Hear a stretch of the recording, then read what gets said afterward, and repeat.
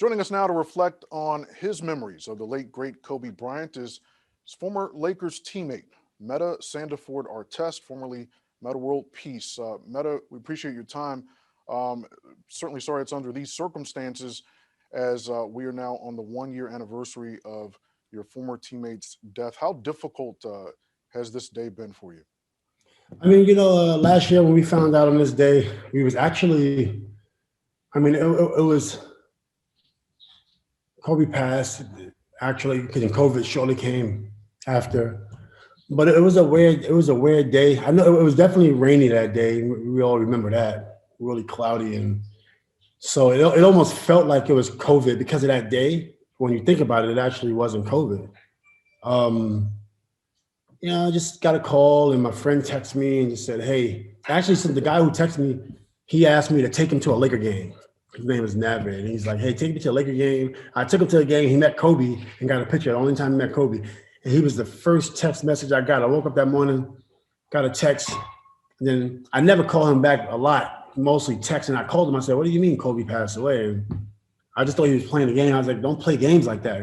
People don't play games. Don't believe people. Don't believe the news. And don't wake me up like that, right?" And then after I spoke to him, then I called Lou Williams and called Kevin Garnett, and they both had the same response. "Yeah, I can't believe it happened." And then I was just devastated. And at that point in time, it's so many people you could call, that knows Kobe just from playing with the Lakers. But at that point, it was just like, I don't know who else to call. There's nobody else. It was devastating, and I was really heartbroken, and it's still hard to believe. It's still really hard to believe. And that's been a familiar refrain by many. I think even 1 year later, many are saying that it still doesn't seem real to them. What do you miss most about him? Oh boy, yeah, it doesn't seem real. I miss most. I would say, well, playing basketball together because we love the game. Literally, if we could have had our bodies work for 100 years, we would have been playing 100 years professional.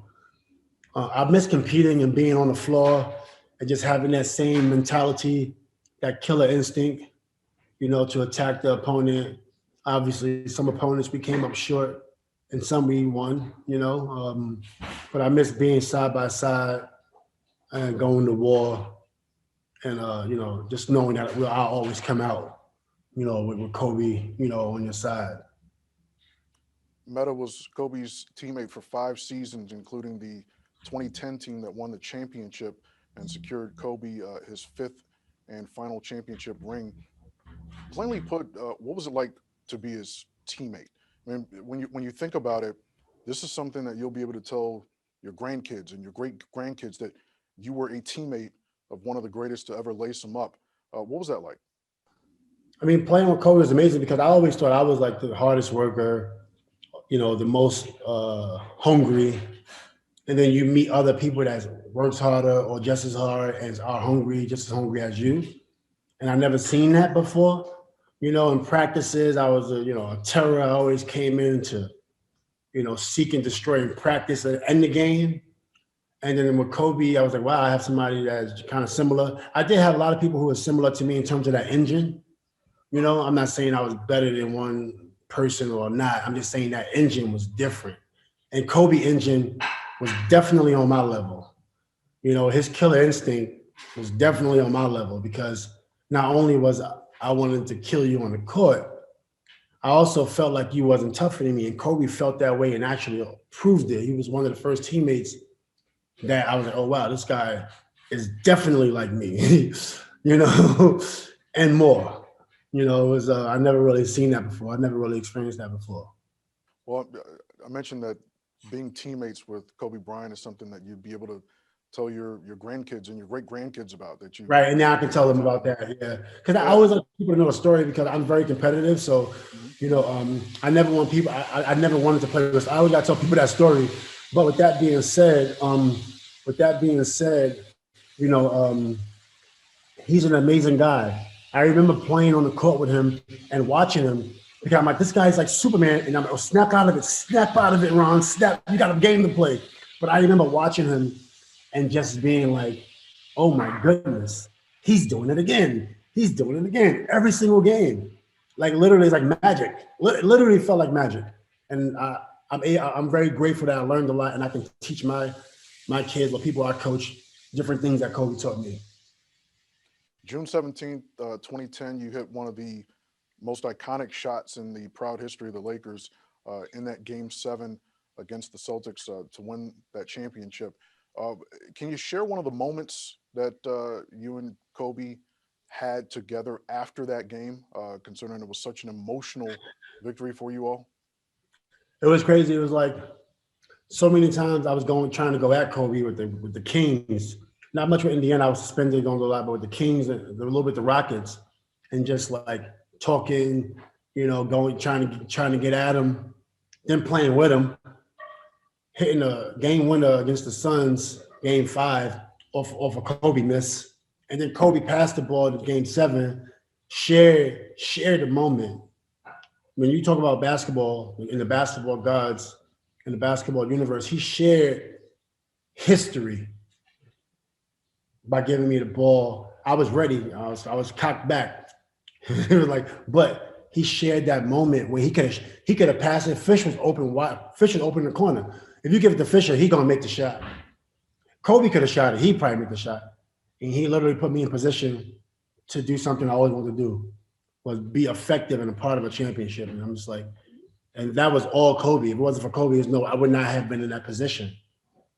But in that moment, I wasn't thinking like that. I was thinking like, oh wow, I hit a shot. Oh my goodness, I hit a shot. It was just like so much going through my head. And I embraced them, and I'm very, very grateful I had a chance to embrace it. Well, that showcases trust in you. How much did it mean to you that you earned that trust? I mean, definitely. I mean, right before that year, I was averaging 22 in the playoffs.